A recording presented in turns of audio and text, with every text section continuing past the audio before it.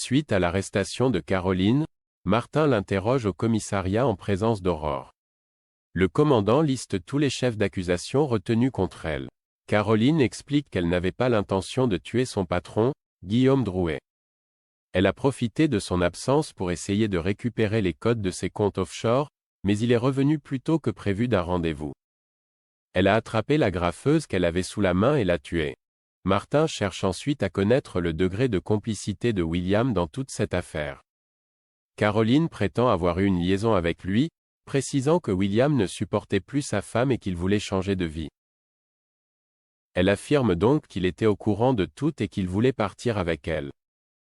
Afin de préserver sa collègue, Martin décide de suspendre l'interrogatoire. Il reste un peu avec Aurore dans son bureau et lui conseille de ne pas se laisser atteindre par les propos de Caroline. À ses yeux, la femme ment et fait simplement une fixette sur William. Mais Aurore a encore des doutes sur la fidélité de son époux. Martin compte organiser une confrontation entre Caroline et William pour découvrir la vérité. Au Spoon, William est avec Manon. Celle-ci est rassurée que son père aille bien. Elle s'en veut de s'être fait avoir par Caroline qui lui a volé son téléphone pour le piéger par la suite. William souligne alors qu'elle a bien fait d'appeler Nordine, dont elle connaît visiblement le numéro par cœur. Manon admet que les choses se sont arrangées entre eux.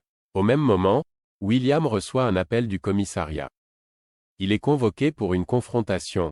Sur place, Martin supervise la confrontation entre William et Caroline. Cette dernière continue d'affirmer qu'il était son complice et qu'il l'aimait. Avec bienveillance et patience, William finit toutefois par lui faire avouer la vérité. Caroline reconnaît avoir menti, aussi bien sur sa complicité dans le meurtre de Drouet que sur leur supposée liaison. Il l'a seulement protégée parce qu'elle lui a fait croire qu'elle était en danger. William confirme avoir agi par loyauté, puis ajoute qu'il est toujours amoureux de sa femme.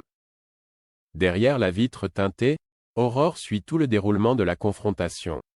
Elle est profondément soulagée. Martin se rend ensuite chez le procureur qui va se charger d'inculper Caroline pour tout ce qui lui est reproché.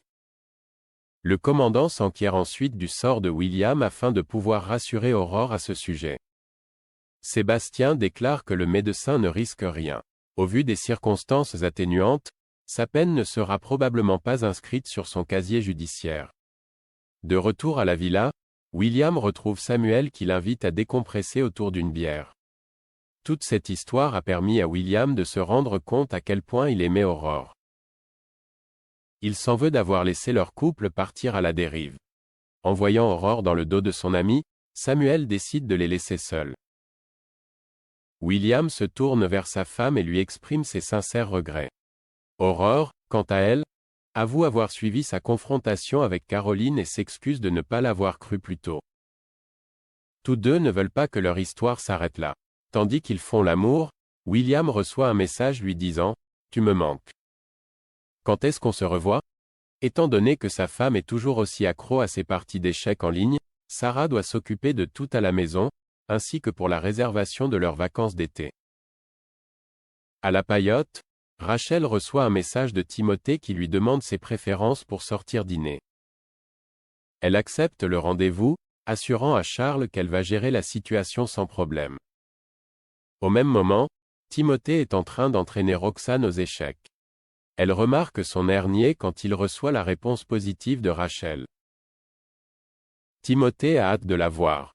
Convaincu que Rachel n'est pas une fille pour lui, Roxane décide de prévenir Manon afin qu'elle puisse être là pour lui si besoin. Le soir, Timothée retrouve Rachel au Spoon pour leur date. Cette dernière lui fait alors comprendre qu'ils sont à l'opposé, lui cherche une relation durable, tandis qu'elle préfère butiner et n'est pas toujours fidèle. Chez les Roussel, Ryan présente ses excuses à Damien pour l'affaire des boosters, dont Violette est devenue accro. Il comprend que Damien lui en veuille car il culpabilise également. Damien, quant à lui, comprend que Ryan a agi dans le seul but de récupérer la lettre de son père. Il décide donc de lui pardonner. Mais il en profite surtout pour l'interroger sur la vie sentimentale de Violette. Ryan prétend qu'il n'en sait rien. Plus tard, Ryan et Jack font une partie de baby-foot avec Lizzie et Maud. Le groupe décide d'organiser une vraie soirée pour fêter les résultats du bac. Ils réfléchissent alors à un endroit. Lizzie et Maud vont à la paillote pour demander à Charles de privatiser le lieu. Il refuse catégoriquement. Elle demande alors à avoir des prix sur les consommations. Au comptoir, Lilou déclare que ce n'est pas une mauvaise idée en termes de chiffre d'affaires. Charles y consent à titre exceptionnel. Lizzie et Maud remercient Lilou pour son aide. Peu après, Maud rédige un message à Diego pour l'inviter à la soirée, mais elle n'ose pas l'envoyer. Lizzie s'en charge pour elle. Maud est ravie que Diego réponde de manière positive. Lilou, quant à elle, compte aussi inviter quelques personnes.